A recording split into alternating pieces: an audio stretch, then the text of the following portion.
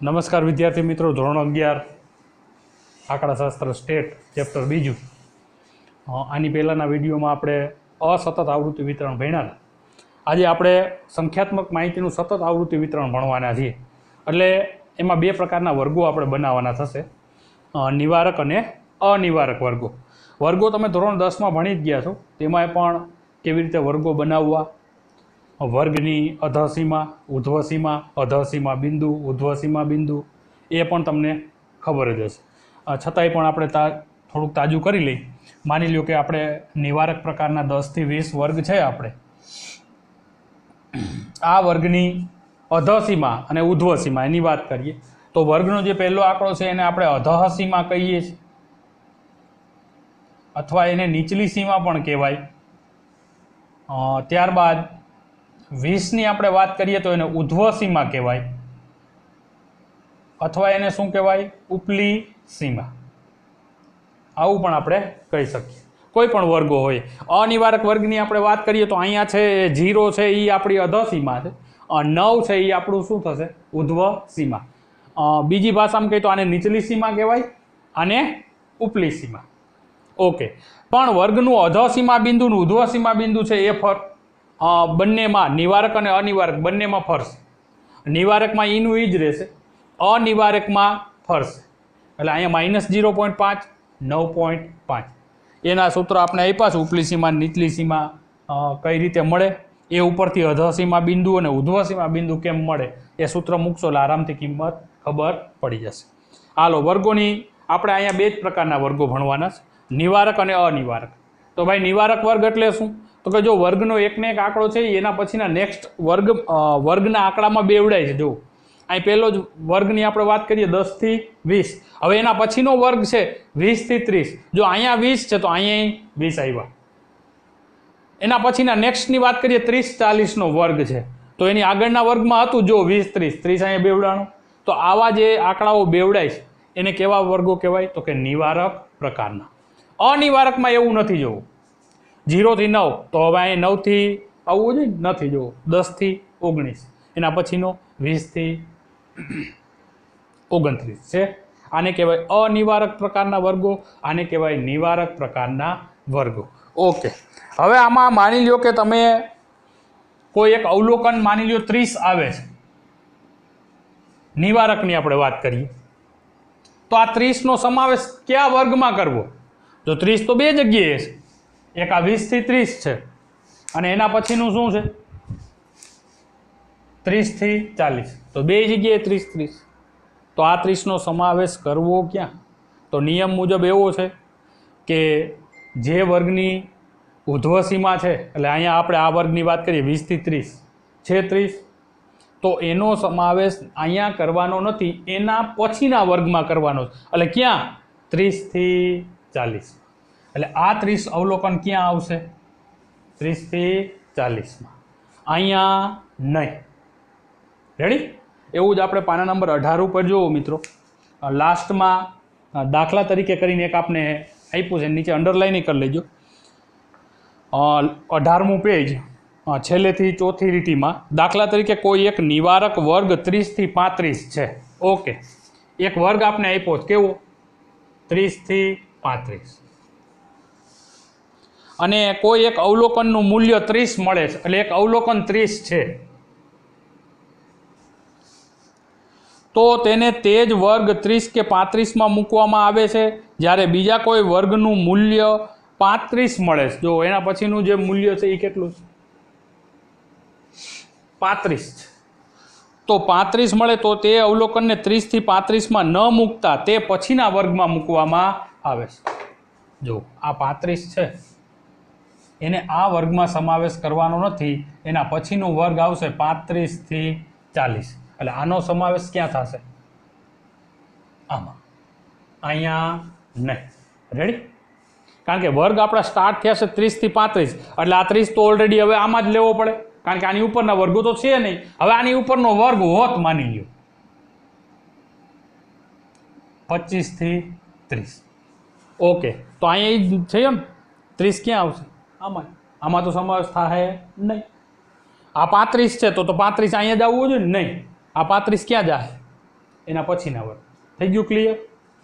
ટૂંકમાં લાસ્ટ આંકડો જે છે આપણો 35, તો એ અહીંયા નહીં, એના પછીના વર્ગમાં. અહીંયા જુઓ 25 થી 30, તો 30 અવલોકન આવ્યું, તો અહીંયા કેમ નહીં? ક્યાં આવ્યું? 30 થી 35 ની અંદર. હવે 35 આવ્યો તો 35 અહીંયા નહીં આવે, ક્યાં આવશે? 35 થી 40 ની અંદર. નેક્સ્ટ એના પછી આવા વર્ગો કહેવાય નિવારક પ્રકારના વર્ગ. અનિવારક વર્ગમાં આવો કોઈ પ્રશ્ન રહેતો નથી, કારણ કે એમાં સીમાઓ બાંધેલી જ છે. 20 થી 30, તો હવેનો પછીનો જે વર્ગ આવશે 30 થી 39, તો 30 તો ઓલરેડી અહીંયા આવી જ જાય. આમાં ક્યાં એવો પ્રશ્ન છે? એકને એક આખો બેવડાતો નથી. રેડી? તો બે પ્રકારના વર્ગો, એક નિવારક, અનિવારક. અહીંયા ખાસ ધ્યાન રાખ, આવા અવલોકનો આવતા હોય તેનો સમાવેશ ક્યાં થાય. એની વર્ગમાં સમાવેશ નથી કરવાનો, એના પછીના વર્ગ. માની લ્યો કે અહીંયા 30 આવ્યા હોય, તો 20 થી 30 છે, તો એનો સમાવેશ ક્યાં થાય? અહીંયા. માની લ્યો કે અવલોકન 20 છે, તો 20 ને ક્યાં લેવું? બે જગ્યાએ 20 છે. જો 10 થી 20, 20 થી 30, તો પેલા વર્ગમાં નહીં, એનો સમાવેશ 20 નો ક્યાં થાય? 20 થી 30 માં. રેડી? ક્લિયર? હજી નો સમજાતું હોય ફરી એકવારથી. 10 થી 20, 20 થી 30, 30 થી 40, 40 થી 50 અને 50 થી 60. માની લ્યો કે એક અવલોકન 40 આવ્યું. આ 40 નો સમાવેશ ક્યાં થાય? તો જે બે જગ્યાએ છે, જો 30 થી 40, 40 થી 50, તો અહીંયા 30 થી 40 લાસ્ટ ઉર્ધ્વ સીમા છે, ન્યા નહીં, એના પછીનું જે વર્ગ હોય એટલે 40 નો સમાવેશ ક્યાં થાય? 40, 50 ન્યા થાય. રેડી? હવે માની લ્યો કે એક અવલોકન 30 છે, તો 30 નો સમાવેશ ક્યાં થાય? 20 થી 30 ને 30 થી 40, અહીંયા નહીં, એના પછીનો વર્ગ હોય ન્યા. થઈ ગયું ક્લિયર?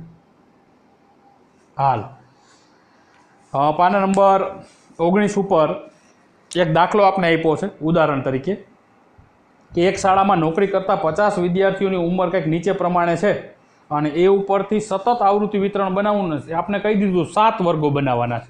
આ મિત્રો સૂત્ર લખી લેજો, વર્ગનું અધર સીમા, ઉધ્વ સીમા, ઉપલી સીમા ને નીચલી સીમા. ચોપડીમાં ઓલરેડી આપ્યા. હાલ પાના નંબર કેટલા? તો કે 19. રકમ આપને આપી 50 અવલોકનો છે, એ ઉપરથી તમારે શું બનાવવાનું? સતત આવૃત્તિ વિતરણ.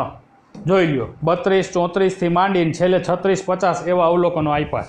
આપણે આવૃત્તિ ચિહ્નોવાળો દાખલો કરવો છે, તો પહેલાં એ જે આંકડો છે, સોરી માહિતી તમને આપીશ, એમાં સૌથી નાનો અને સૌથી મોટો આંકડો ગોતી લ્યો. તો સૌથી નાનો છે એ 27 છે. કેટલો? અને સૌથી મોટો 57 છે ને? ઓકે, હાલો 57 માંથી 27 બાદ કરી લો એટલે કેટલો આવશે? 30. 30 ભાગ્યા 7 કરો, કેટલા થાય? એટલે એટલી વર્ગ લંબાઈ રખાય. કેટલું? 4.29. ફરી એક વારથી આવી જ્યારે માહિતી આપી એમાં સૌથી નાનો અને સૌથી મોટો આંકડો ગોતી, બંનેની બાદબાકીને આપણે વર્ગમાં રકમમાં કીધું કે ભાઈ 7 વર્ગો બનાવો, 8 બનાવો, 10 બનાવો. એને જે જવાબ આવે એને ભાંગી નાખવાના. અહીંયા 30, આ બંનેની બાદબાકી, આપણે ચોપડીમાં કીધું 7 વર્ગો બનાવવા, તો 30 ભાગ્યા 7 એટલે 4.29. આ આપણે શું મળશે? વર્ગ લંબાઈ. તો બે પદની વચ્ચે કેટલો ગાળો રાખ, તો 4.29 એટલે કા 4 વર્ગ લંબાઈ રખાય ને કા રખાય 5. આવી પોઈન્ટમાં કોઈ દી વર્ગ લંબાઈ રખાય નહીં, અને હોય નહીં, આવી રીતે દાખલો થાય નહીં. એટલે અહીંયા આપણે અંદાજિત વર્ગ લંબાઈ કેટલી રાખશું? નજીકનો આંકડો 4.29 ની 5. ઓકે, 27 આવી જવા જોઈએ ને 57 આવી જવા જોઈએ, 7 વર્ગો બનવા જોઈએ આપણા. રેડી? તો પહેલો જ વર્ગ આપણે કયો બનાવશું કે જેમાં 27 નો સમાવેશ થઈ જવો જોઈએ? રેડી? તો 25 થી સ્ટાર્ટ કરીએ અને આપણે નિવારક પ્રકારના વર્ગો બનાવવા છે, એટલે એકને એક આંકડો બેવડાય.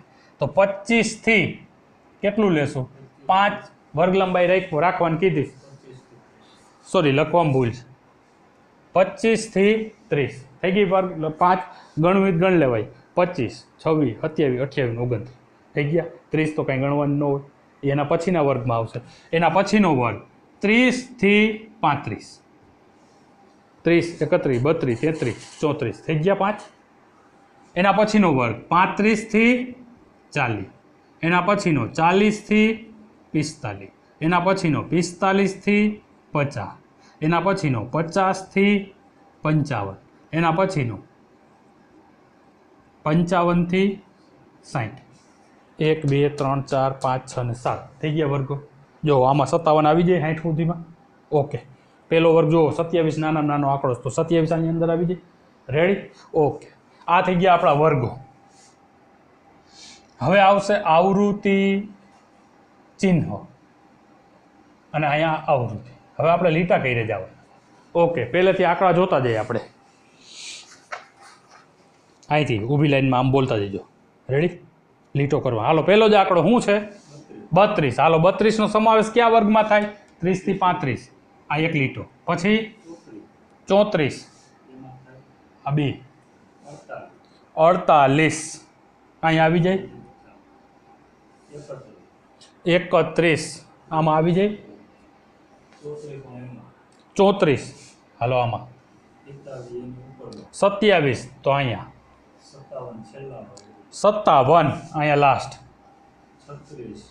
36 રેડી 49 આમાં આવી જાય 51 એના પછીના વર્ગમાં 45 જો બે અહીં જુઓ 40 થી 45 45 થી 50 વાત થઈ હતી જે વર્ગમાં છેડે 45 છે એમાં નહીં એના પછીનો વર્ગ 40 થી 45 તો અહીંયા 45 થી 50 ક્યાંમાં લીટી આવશે અહીંયા 45 રેડી હાલો પછી 29 અહીંયા 36 આની અંદર 46 અહીંયા પાછા 46 એટલે આવા 5 નું ઝુમખું કરી નાખી 49 આમાં જ 51 અહીંયા 47 અહીંયા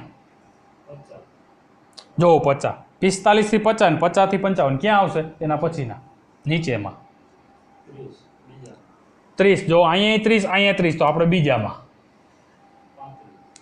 35 અહીંયા 35 તો અહીંયા 41 અહીંયા 36 47 અહીંયા 30 બે વાર છે એટલે આ બીજામાં 35 એવું બે વાર છે એટલે અહીંયા 48 આમાં 45 થી 50 ની અંદર 53 આમાં 37 35 થી 40 ની વચ્ચે 47 અહીંયા 45 અહીંયા 45 તો અહીંયા 30 બે વાર તો બીજા વર્ગમાં 50 બે વાર છે બીજા વર્ગમાં 44 40 થી 45 ની વચ્ચે 49 અહીંયા 43 40 થી 45 ની વચ્ચે 42 અહીંયા